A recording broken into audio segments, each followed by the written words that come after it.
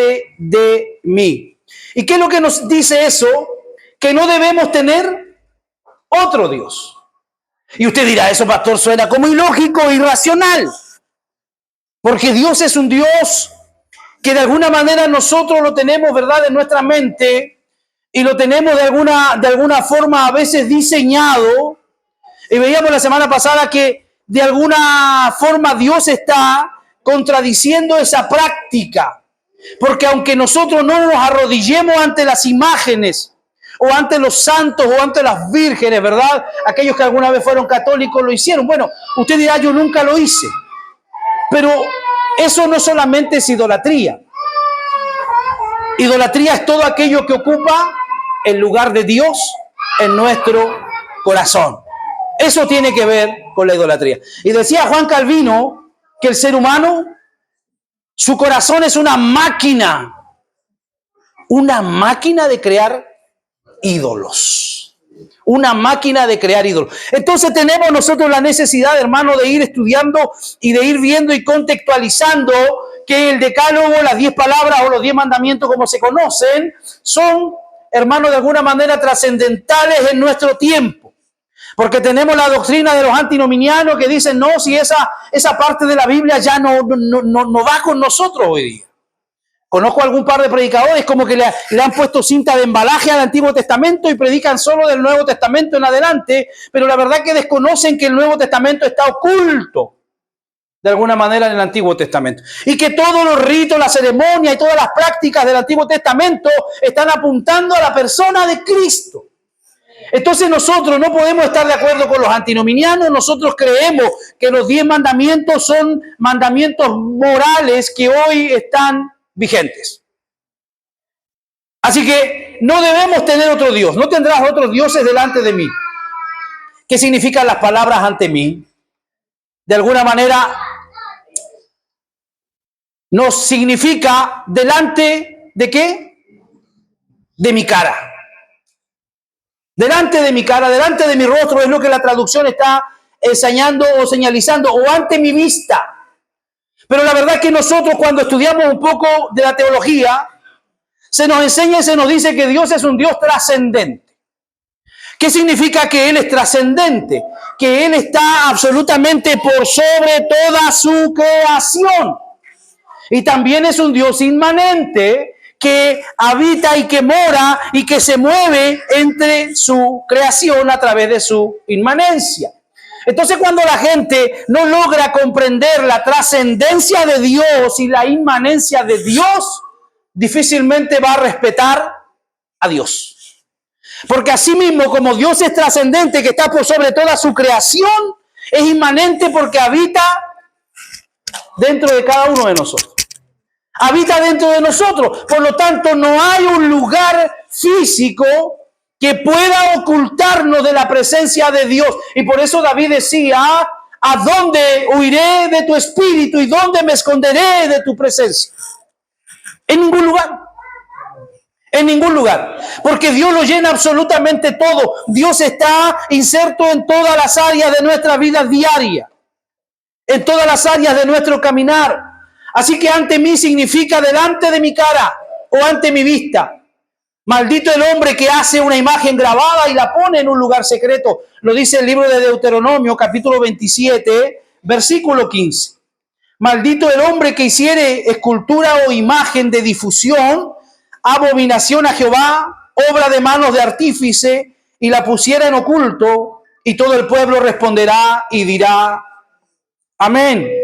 Maldito aquel que de alguna manera se oculta de Dios y trata y piensa que lo logra para poder tener algún tipo de práctica idolátrica, para tener algún tipo de compromiso en cuanto a comprometer su vida y su servicio a otro que no sea Dios.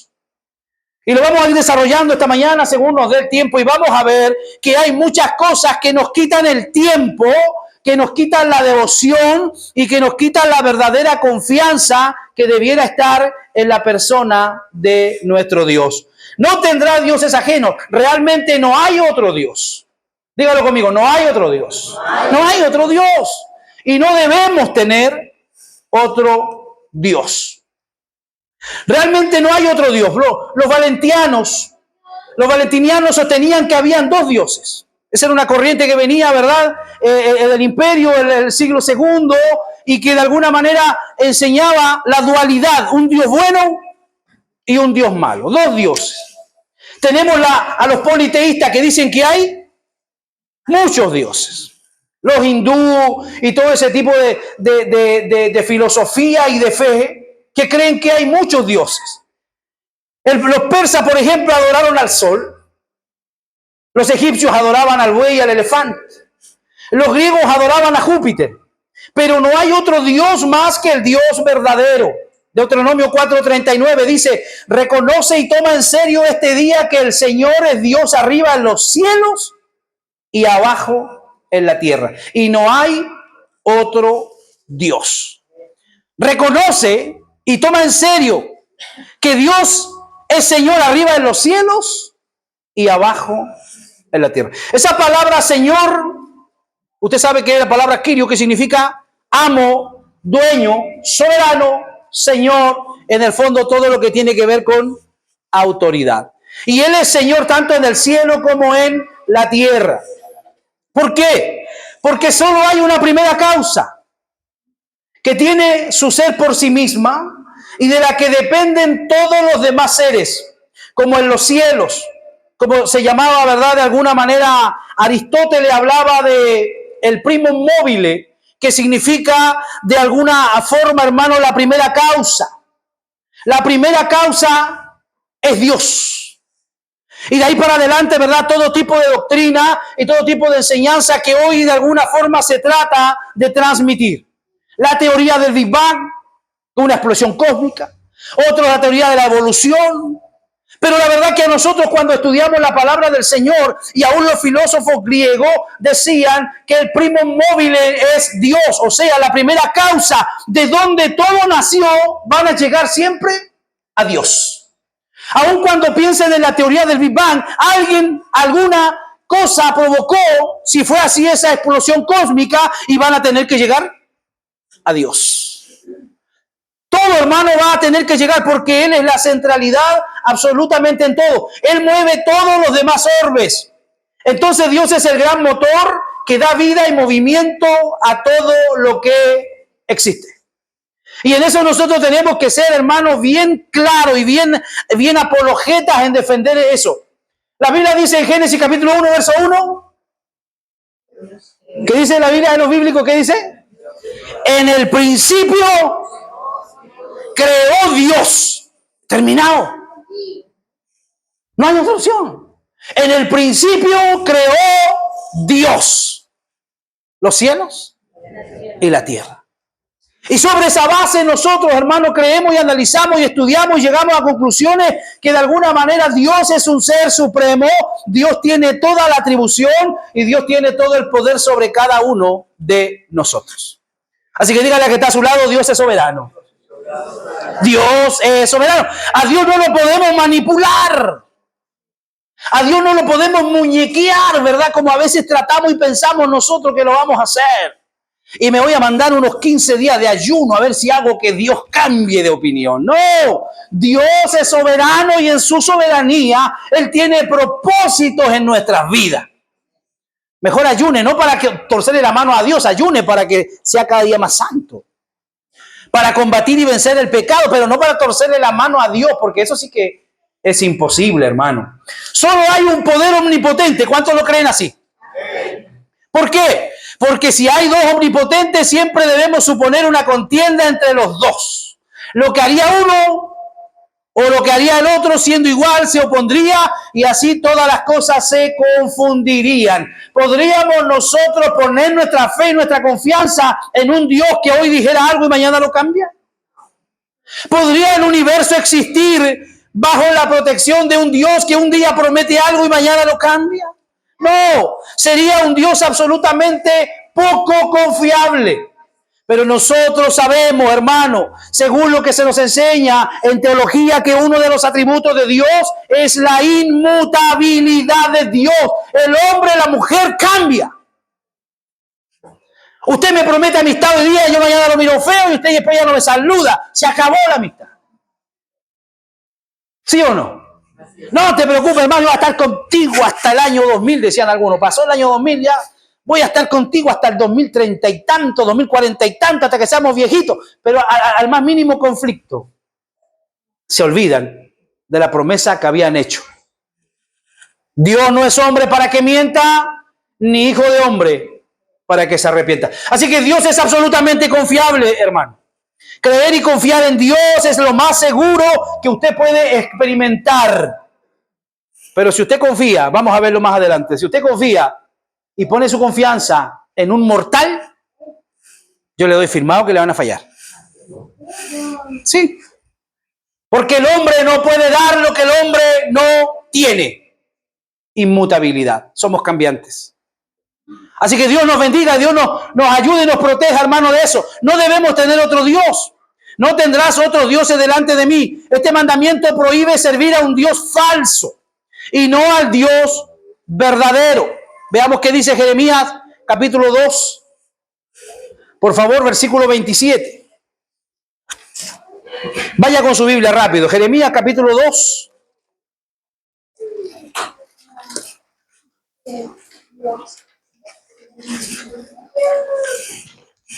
Versículo 27.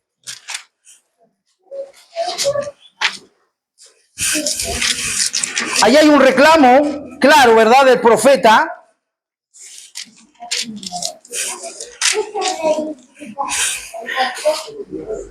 ¿Cómo se avergüenza? El verso 26. El ladrón cuando es descubierto, así se avergonzará la casa de Israel. Ellos, sus reyes, sus príncipes, sus sacerdotes y sus profetas, que dicen a un leño, ¿qué le dicen? Mi padre eres tú. Y a una piedra, tú me has engendrado, porque me volvieron la cerviz y no el rostro, y en tiempo de su calamidad dice, levántate y líbranos. Mire la irracionalidad de la idolatría. Podremos orarle, podremos rezarle a una piedra, podremos rezarle a un palo y pedirle que nos salve en el día de nuestra angustia. No, ¿por qué? Porque no existen, porque no tienen vida, porque lo que está allí mostrado, un hombre lo creó y ese mismo hombre puede el día de mañana desilusionarse y lo puede destruir. Pero el Salmo 115 nos dice a nosotros que nuestro Dios tiene oídos y oye, tiene manos y palpa, tiene pies y camina. Y a veces nosotros también malentendemos eso, pensamos que Dios es un humano de 1,80 m como nosotros. No es así, hermanos. De alguna forma nos está enseñando y nos está, como un padre, llamando y alineando a su hijo para que confíe en él. Él tiene oídos y nos oye en el día de la angustia, en el día de la desesperación. Tiene manos y nos acaricia en los momentos más difíciles de nuestra vida. Cuando la soledad, cuando la angustia, cuando la tribulación ha tocado nuestra vida, yo le aseguro que el único que va a estar con usted es Dios. Yo he estado tirado en la cama de un hospital, en una clínica. Yo tengo muchas amistades, hermano, aquí en Antofagasta, muchas amistades. Muchas amistades en Facebook. Pero cuando me ha tocado estar tirado en la cama de un hospital, he estado solo. El único que no ha fallado, Dios. Y mi esposa paseando hacia afuera de los pasillos. Es lo único que usted va a ver. Todo lo demás es ilusorio. Todo lo demás va y viene, las amistades, las promesas, los compromisos. Todo va y viene. ¿Por qué? Porque el hombre es así. Es pendulante el hombre de acuerdo a cómo está. Si estoy de ánimo, bien, y si no, no. Pero Dios, hermano, es inamovible. Dios es la roca de nuestra salvación. Mi padre eres tú. Y ya una piedra le están pidiendo de alguna manera que les ayude. Así que nosotros, hermanos, tenemos que comprender que no debemos tener otros dioses, unir un Dios falso con un Dios verdadero. ¿Ha visto usted alguna vez esto? Unir un Dios falso con un Dios verdadero. ¿Qué dice Segunda de Reyes 17:33? Temían al Señor y servían a sus propios dioses. ¿Conoce usted a alguien así? que se dice cristiano, pero que de cristiano no tiene nada cuando usted ve sus acciones. Dicen, profesan, se llaman, se autodenominan que creen en Dios, pero de alguna manera sirven a sus propios dioses, sus propias ideologías, sus propias, creencias. Como la gente dice, no, sí, yo creo en Dios, pero creo a mi manera, dice. No es necesario que yo me congregue, dicen otros. Yo no creo en los hombres, creo en Dios. Difícilmente, hermano, no se puede servir a un Dios falso con un Dios verdadero. Esto está prohibido en el mandamiento. Debemos adherirnos al Dios verdadero y a ningún otro. Dios es un Dios celoso y no tendrá rival. Una esposa no puede tener legítimamente dos maridos a la vez. No se puede. Tanto en el ámbito moral como en el ámbito legal. ¿Cómo se llama eso en el ámbito legal? ¿Cómo se llama? Bigamia. No se puede. No se puede. No podemos tener dos dioses. No adorarás a ningún otro Dios porque el Señor es un Dios celoso. Lo dice Éxodo 34:14. Se multiplicarán sus dolores al que se apresura en pos de otro Dios. Salmo 16:4. El Señor lo interpreta como un abandono de Él, abrazar a cualquier otro Dios. Vea lo que dice Jueces 2:12. Ellos abandonaron al Señor y siguieron a otros dioses. Cuando la gente tiene tendencia a seguir a otro Dios que no es el Dios verdadero, el Dios de la Biblia, le está dando la espalda de alguna manera al Dios verdadero. Le está dando la espalda. Antes, de alguna forma, Dios llamó a su pueblo, pero cuando ellos fueron tras otros dioses, el Señor, ¿se acuerda usted el episodio que tiene Éxodo 32:7? Cuando el pueblo de Israel se corrompe y cuando Dios le dice a Moisés, tu gente, tu pueblo se ha corrompido. Ya no lo llama mi pueblo. Ya no dice mi Israel, ya no dice la niña de mis ojos. Dice a Moisés, tu pueblo se ha corrompido. Porque cuando el hombre y la mujer peca, cuando el hombre y la mujer no está confiando en el único Dios verdadero, está dándole las espaldas a Dios. Y hoy día vemos a nuestras sociedades, hermanos, dándole las espaldas a Dios y quieren que les vaya bien. ¡Qué irracionalidad más grande! Dándole las espaldas a Dios, pero ellos quieren que les vaya bien. Los gobiernos quieren que les vaya bien, pero le dan la espalda a Dios. Las naciones quieren que les vaya bien, pero le dan la espalda a Dios. Difícilmente podrá irle bien a todo aquel que le dé la espalda al Dios verdadero. El libro de Oseas, capítulo 2, relata también una historia allí, asemejando al pueblo de Israel con Dios. Una esposa adúltera, y Dios dice de eso, ella no es mi esposa. Porque Dios quiere para sí una esposa, una iglesia gloriosa. Dice la Biblia, sin manchas, ni arrugas, ni cosa semejante. Dígale a que está a su lado, tú eres la esposa, tú eres la novia, tú eres la esposa. Un día seremos la esposa, hoy somos la novia. Y tenemos que mantenernos dignas. Tenemos que mantenernos, hermanos, de alguna manera puros en presencia de el Señor. ¿Qué es tener otros dioses además del Dios verdadero? ¿Qué es temer otros dioses además del Dios verdadero? Me temo que al buscar tenemos más idólatras entre nosotros de los que nosotros somos conscientes. Si pudiéramos tener alguna maquinita o alguna especie, hermano, aquí de algún mecanismo para resolver y para estudiar nuestro nivel de idolatría, creo que seríamos avergonzados. Como lo dije al principio, Calvino dijo, el corazón humano es una máquina de crear ídolos. Hay tanta idolatría, hermanos, en el ser humano. Hay tanta idolatría. ¿Por qué? Confiar en algo más que en Dios es convertirlo en un Dios. Confiar en algo más que en Dios es convertirlo en un Dios. De aquí se empieza a poner bueno. Si confiamos en nuestras riquezas, hacemos de la riqueza nuestro Dios.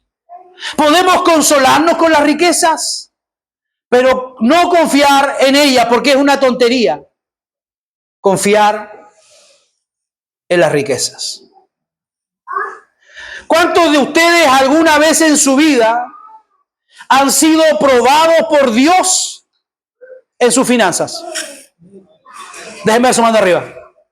¿Cuántos han sido probados en sus finanzas? ¿A cuántos de ustedes Dios lo ha tenido que quebrantar porque ustedes tenían más confianza en su dinero que en Dios? Porque es fácil teniendo 1 millón de bolsillo cantar el domingo, alabar a Dios, levantar las manos, estar gozoso. Es fácil. Pero cuando no hay en la mesa un bocado, cuando de una sola bolsa de té tenemos que sacar 2 o 3 tazas, cuando tenemos que comer pancito con margarina, porque no hay más. ¿Alaba usted a Dios con el mismo gozo? ¿Sirve con la misma euforia? ¿Está con el mismo grado y nivel de confianza? Difícil. Difícil, porque muchas veces nosotros ponemos nuestra confianza en lo que tenemos, en lo que poseemos, en lo que podemos lograr, en el fondo, en nuestra riqueza, pero las riquezas, hermanos, de alguna forma no nos van a poder dar todo lo que nosotros necesitamos. Es una tontería confiar en nuestras riquezas. Las riquezas son ilusorias, como la fama. La fama es como una prostituta. La fama está hoy con alguien y mañana está con otro. Pasado mañana otro es famoso. La otra semana otro personaje famoso, y así es. Es ilusorio. Entonces la gente que vive para buscar la fama, la gente que vive para atesorar riquezas, de alguna manera son ilusorios, porque eso es pasajero. A que si alguno se quería ganar el loto, le eché el avión abajo, hermano. No, la riqueza no lo es todo. La riqueza no es todo. Es engañoso y es necio confiar en lo que nos engañará. No tienen una consistencia sólida. Son como sueños dorados que dejan el alma vacía cuando se despierta o se recupera. ¿Cuántos están de acuerdo conmigo? Nosotros tuvimos hace poco en este país la pérdida de un personaje muy importante como fue el presidente Sebastián Piñera. El hombre tenía más plata que pelo en la cabeza. ¿Cuánto se llevó? No lo escuché. ¿Cuánto se llevó? Nada. Otros están disfrutando hoy día de lo que él tanto se esforzó. Ese tipo se levantaba a las 5 de la mañana a trabajar. Por eso tenía todo lo que tenía. Porque era un hombre trabajador, esforzado. ¿Pero de qué le sirvió todo su esfuerzo? Nada. Entonces, cuidado, hermano, con eso. Cuidado. No solo de alguna manera te promete satisfacer tus deseos. Promete quedarse con nosotros, pero en el momento menos esperado toman ala la riqueza y desaparece. He visto un terrible mal de ese Eclesiastés bajo el sol. Riquezas atesoradas para daño de su dueño. Las riquezas a menudo son combustibles para el orgullo y la lujuria. Dice la palabra que el amor al dinero es raíz. No es la única raíz, ojo. Es raíz de todos los males. El amor al dinero lleva a la gente a traicionar. El amor al dinero lleva a la gente a envidiar, a codiciar. Es complicado, hermano, el amor al dinero. ¿Cuál debiera ser nuestra convicción? Que todo lo que tenemos y poseemos es de Dios. No lo veo muy convencido todavía. Todo lo que tenemos y lo que poseemos en esta tierra le pertenece a Dios y debe estar dispuesta y disponible al servicio de Dios. Ese vehículo que usted tiene es de Dios. Esa casa donde usted vive es de Dios. El dinero que ahora mismo usted tiene en su billetera es de Dios. ¿De quién es? Es de Dios. Él dice, mía es la plata y mío es el oro. Nosotros solamente somos administradores, mis queridos hermanos. Usted ha visto, a mí siempre me gusta aterrizar la teología, no me gusta hablar de tanto, ¿verdad?, de técnica, sino que la teología me gusta aterrizarla. Usted conoce o ha visto familias que eran muy lindas, que eran muy unidas y que parecía que se llevaban tan bien. Pero una vez que murió el abuelo, una vez que murió la abuela y hubo que repartirse la herencia, se conoció quién era quién. La plata, el dinero, las riquezas corrompen el corazón del hombre. Cuidado usted cuando toque repartir una herencia, compórtese como cristiano. A lo mejor ya metió las patas alguno aquí repartiendo herencia, se portó medio mal. Hermano, no pelee por esas cosas. Yo siempre he dicho lo que dice el Salmo. El bien y la misericordia me seguirán todos los días. El dinero le tiene que seguir a usted y usted no ande peleando por el dinero. Si Dios lo quiere bendecir a usted, lo va a bendecir de la nada, donde usted menos se imagina. Usted no ande peleando herencias, hermano. Deje que los demás se peleen. A usted le va a llegar su bendición cuando el Señor lo estime conveniente. Amén. Amén. Dios hizo al hombre del polvo de la tierra. ¿Cuántos son del polvo de la tierra? Amén. Y el hombre hizo un Dios del polvo de la tierra también. El dinero es su redentor para algunos, su consolador, su creador, porque si tiene dinero cree que está salvo. ¿Cuánto alguna vez ha pensado usted así? Si tiene el dinero está salvo, hermano, el dinero no lo soluciona todo. Conozco a mucha gente, he compartido con muchísima gente, me ha tocado en más de algún vuelo, hermano, por ahí en algún avión hablarle a alguien. Me recuerdo una oportunidad cuando viajé a Ecuador, me tocó hablarle a un futbolista que iba a jugar por el Emelec de Ecuador, y lo sentaron al lado mío, me recuerdo se llamaba Iván, y él comenzó a hablarme, yo no sé cómo se dio cuenta de alguna manera que yo podía ayudarlo, y comenzó a hablar, hermano, de lo mal que le estaba yendo y que no metía goles, era delantero, y no metía goles, y usted sabe que los equipos los contratan a los delanteros, ¿para qué? Para que vayan a meter goles. Entonces el hombre estaba complicado y dijo, hay como una sombra negra sobre mí que no puedo.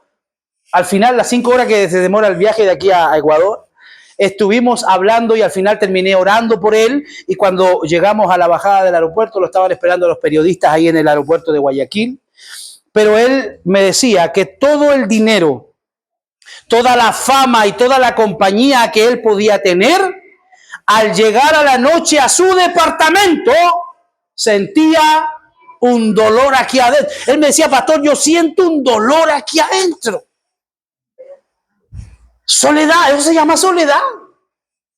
La soledad duele, hermano.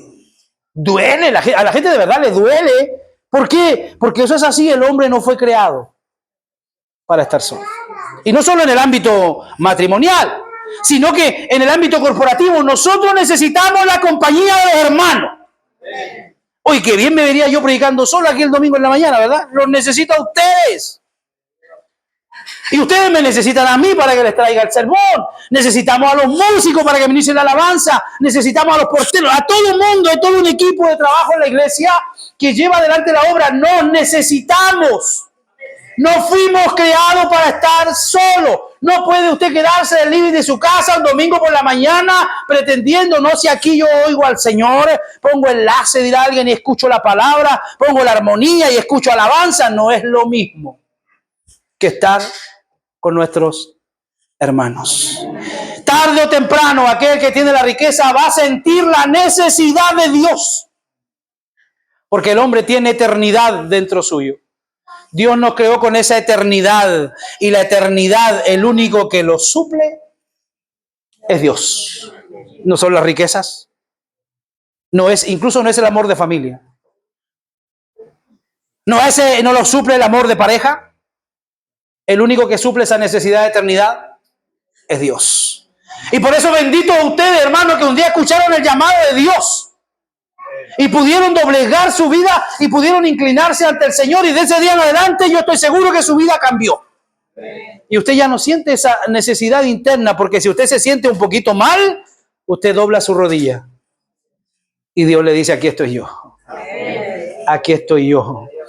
David sabía, hermanos, y David lo dijo en alguna oportunidad, cuando David comete pecado, cuando David falla a Dios, cuando David, hermano, va contra la palabra de Dios, y Dios lo llama a cuenta a través del profeta Natán, lo único que él le dice, ojo, él no dice no me quites el reino.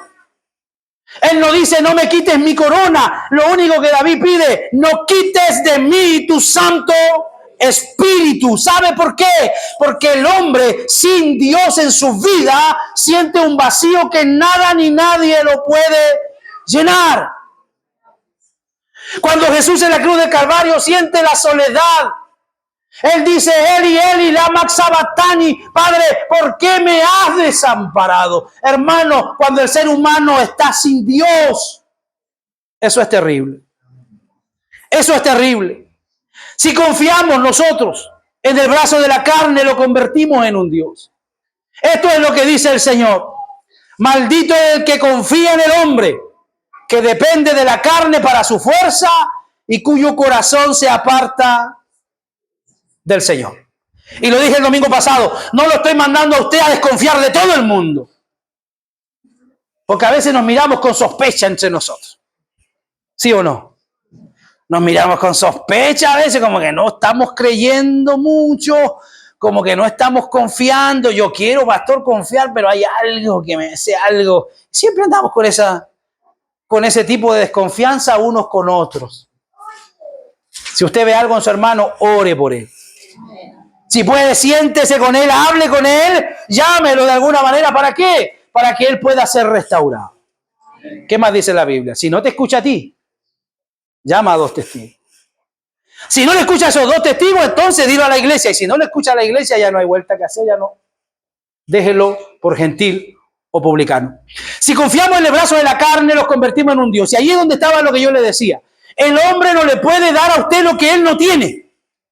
No ponga su confianza en el hombre, porque el hombre es falible. El hombre falla. Yo le puedo fallar el día que usted menos se lo imagina. Usted me puede hacer favores y yo no le puedo dar ni las gracias, porque el ser humano es así. Convertimos el brazo de carne en un Dios y esto es lo que dice el Señor. Maldito el hombre que confía en el hombre. Levánteme su mano todo aquel que alguna vez ha sido decepcionado aquí. Todos los que han sido decepcionados alguna vez en una iglesia. Wow. Eso sí es difícil. Cuando la gente ha sido decepcionada en la iglesia es difícil porque después nos miran a todos los pastores con sospecha. Porque se acuerdan del que le hizo daño. ¿Se acuerdan del que se gastó la plata? ¿Se acuerdan del que se fue con otra mujer? Y entonces andan viendo maldad en todos lados, hermano. Eso es delicado. Hay que tener mucho cuidado con eso. Hay que dejar que Dios sane nuestros corazones, porque a todos alguna vez nos han defraudado, nos han traicionado, nos han engañado. David el salmista decía, y él sentía el dolor porque su amigo más íntimo, decía él, aquel que confesábamos nuestras intimidades, me ha fallado, me ha traicionado. Aquellos que estuvieron con Jesús 3 años compartiendo su ministerio y al final uno le entregó y le traicionó y el otro le negó. ¿Qué cree usted que puede pasar con nosotros? Estamos en un mundo así, hermanos, corrompido. Cualquier momento se nos pueden defraudar, nos pueden traicionar, nos pueden engañar. Pero nosotros tenemos que saber que estamos confiando y estamos en manos de Dios. No pongas tu confianza en el hombre, sino en Dios. Me tocaba el otro día defender lo indefendible. ¿Le ha pasado alguna vez a usted que hay que defender lo indefendible? Los políticos casi siempre lo hacen. Pero nosotros los cristianos es un poco difícil, porque los políticos tienen esa demagogia de darse vuelta y no decir nada. Le conté yo a ustedes que el lunes pasado me reuní con todos los candidatos a alcalde de la ciudad, ¿verdad? Hubo un par que los tuvimos ahí, pero acorralados, pero en las cuerdas. Usted se puede imaginar a quién ya. Y se daban vuelta y vuelta y vuelta y vuelta y vuelta y vuelta. Al final no decían nada. Y se sintieron avergonzados algunos porque al final de verdad que no sentían nada. Fuimos muy inquisitivos. Nuestras preguntas fueron directamente al grano a los que van de candidato a alcalde. Y después usted me va a preguntar y yo le voy a dar mi opinión personal por quién debe ir a votar. Pero hermanos, cada uno de nosotros tiene que tener su mirada puesta en Dios.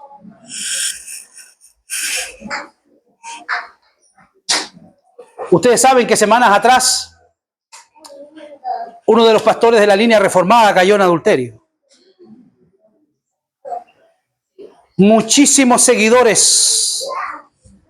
Uno de los personajes más vistos de lo que es la línea Ligonier, asociados a R.C. Sproul. Y por ahí me tocó, de alguna manera, tratar de explicar lo inexplicable. Y yo siempre por eso digo, hermanos, nosotros tenemos que servir a Dios. Nuestra confianza debe estar en Dios, porque los hombres fallan. Y el día que usted tiene su confianza en un hombre, ese hombre cae, usted se desanima y es muy probable que caiga también como él. Hombres puestos en la palestra, conocidos que van de seminario en seminario, de enseñanza en enseñanza, pero que van descuidando su relación personal con Dios. Cada uno de nosotros tiene que entender, cada vez que yo tengo la oportunidad de enseñar en algún seminario, hermano, nosotros, por muy teólogos que seamos, dependemos del Espíritu Santo de Dios. Y cuando el hombre se comienza a alejar de su relación con Dios, nada bueno va a ocurrir. Lamentablemente este hombre, hermanos, cayó en adulterio. 70 y tantos años. Usted dirá, a esa edad, ¿quién anda adulterando, hermano? Sí. Es como así, como... Pero la verdad que para el pecado no hay edad. Pecan los jóvenes, pecan los adultos y pecan los ancianos. Desde el niño que nace hasta el viejo que muere, somos todos pecadores. La diferencia la hace Cristo en nuestra vida. Amén, avancemos.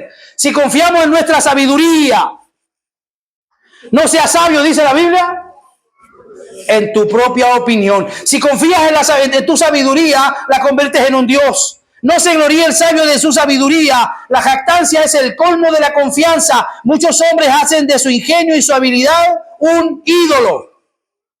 ¿Qué me van a enseñar a mí? Dicen algunos. Yo le he compartido a usted que yo tenía un diácono antes que era, pero muy orgulloso ese tipo. Y cuando venía un pastor de visita y empezaba a enseñar, él se sentaba ahí atrás y decía, eso yo ya lo sé. No, sí, eso yo ya lo he enseñado. Y le decía a su señora, ¿te acuerdas que yo te dije? Y era un tipo muy soberbio. Otro día le cuento cómo terminó. Muchos se idolatran y se deifican a sí mismos, pero ¿cuántas veces Dios toma a los sabios en su propia astucia? Atrapa a los que piensan que son sabios en su propia ignorancia, de modo que sus astutos planes se ven frustrados. ¿Qué dice Job capítulo 5, verso 13?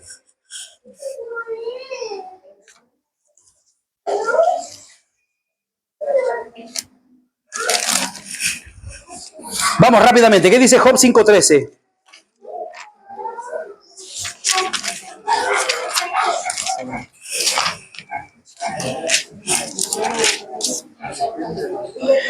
Que prende a los sabios en la astucia de ellos y frustra los designios de los perversos.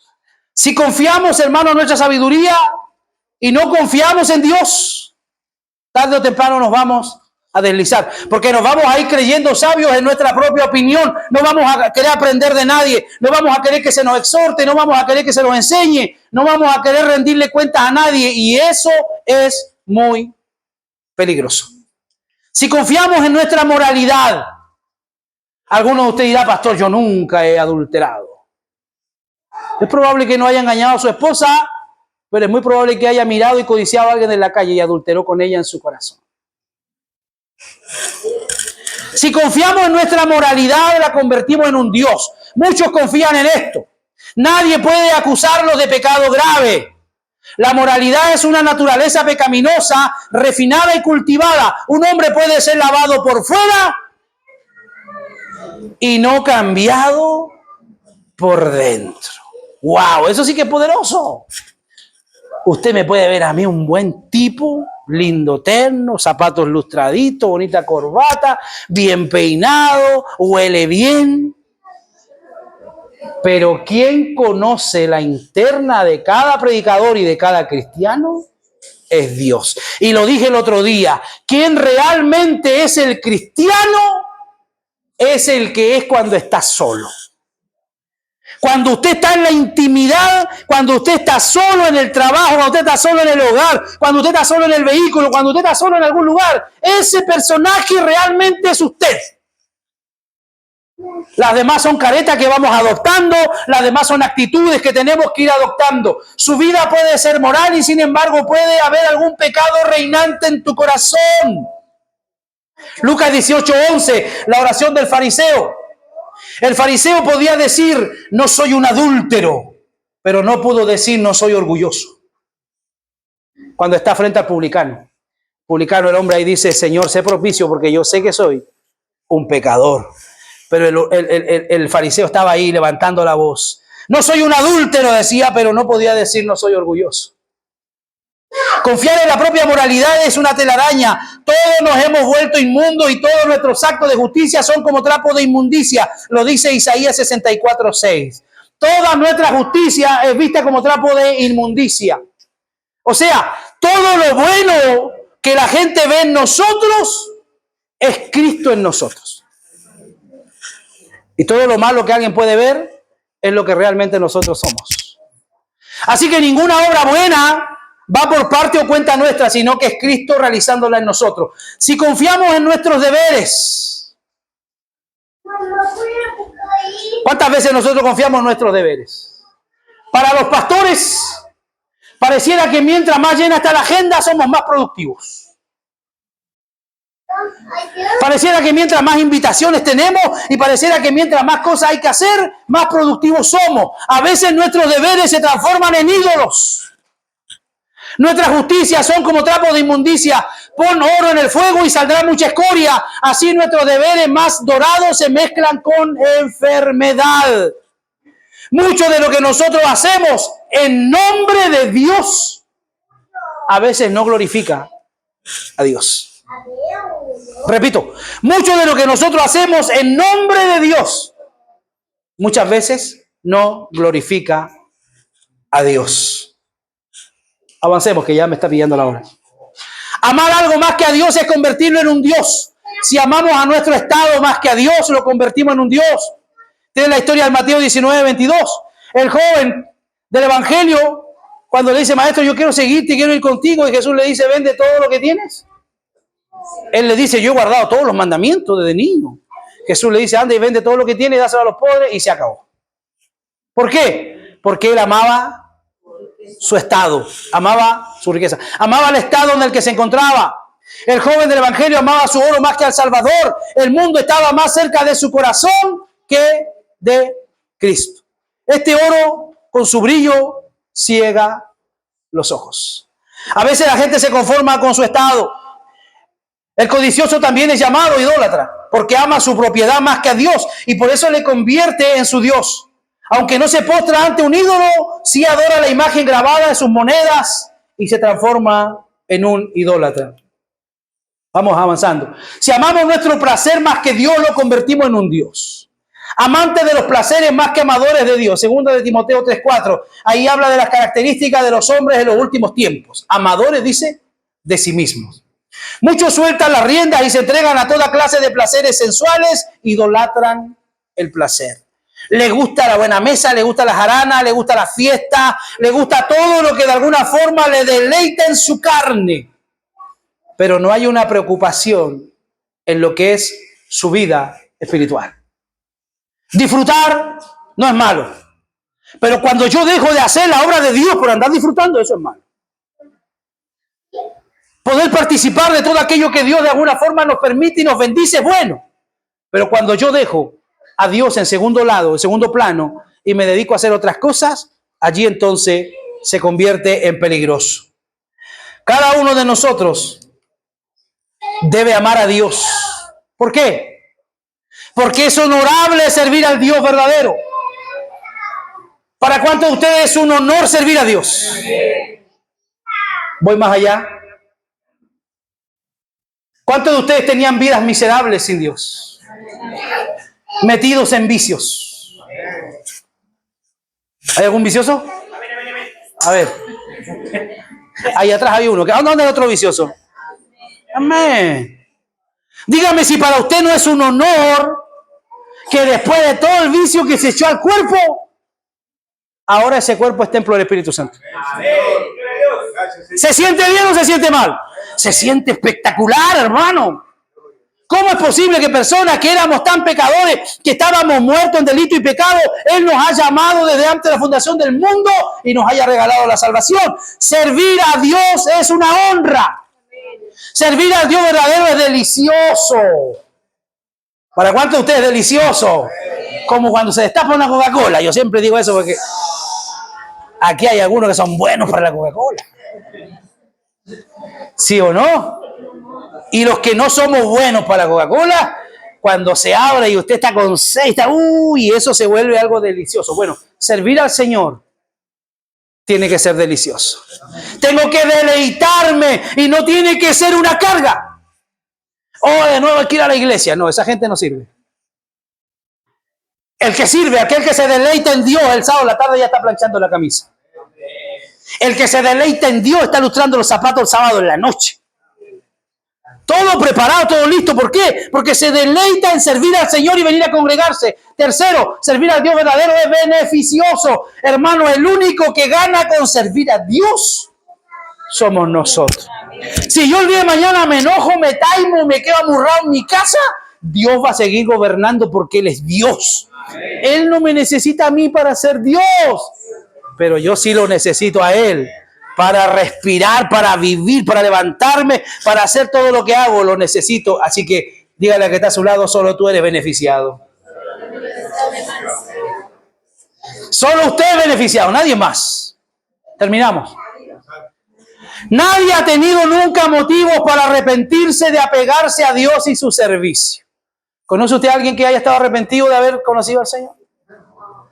Tenemos la historia de Martín Lutero, un hombre que se flagelaba y que quería puro agradar a Dios. Y cuando conoce que el justo por la fe vivirá, ese hombre sintió el placer más grande de su vida. Nadie jamás ha tenido motivo para arrepentirse de apegarse a Dios en su servicio. Algunos se han arrepentido de haber hecho del mundo un Dios. Yo soy uno de ellos. Me arrepiento de todos los años que le serví al diablo. Porque le serví muy bien. Era fiel, era de los buenos. Yo era de los buenos. Pecadores de los buenos era yo. Number one, dijo Pablo, pecadores de los cuales yo soy, pero él me pagó muy mal. El diablo me pagó muy mal. El diablo le paga mal al que bien le sirve. Así que déjese de servir al diablo y sirva al Señor. Algunos se han arrepentido de haber hecho del mundo un Dios. El cardenal Wolsey dijo, si hubiera servido a mi Dios como a mi rey, nunca me hubiera dejado así. Nadie jamás se quejó de servir a Dios. Él será nuestro consuelo y corona en nuestro lecho de muerte. Cuando ya no hay nadie acompañándonos. Cuando estamos en el umbral para atravesar, hermano, hacia el más allá, hacia la eternidad, Él es nuestro consuelo y Él es nuestra corona y nuestra recompensa. Persevere, hermanos. Permanezca, persevere. Yo no soy un predicador fascineroso que le voy a decir, hermano, de aquí para allá usted va a ganarlas todas, no va a perder ninguna. No, a veces nos toca perder. A veces tenemos que saborear el polvo, a veces tenemos que llorar, a veces tenemos que pasarlo mal, pero es parte del proceso. Bienaventurados aquellos que perseveren hasta el fin, porque ellos serán salvos. Tómale la mano a algún pecador.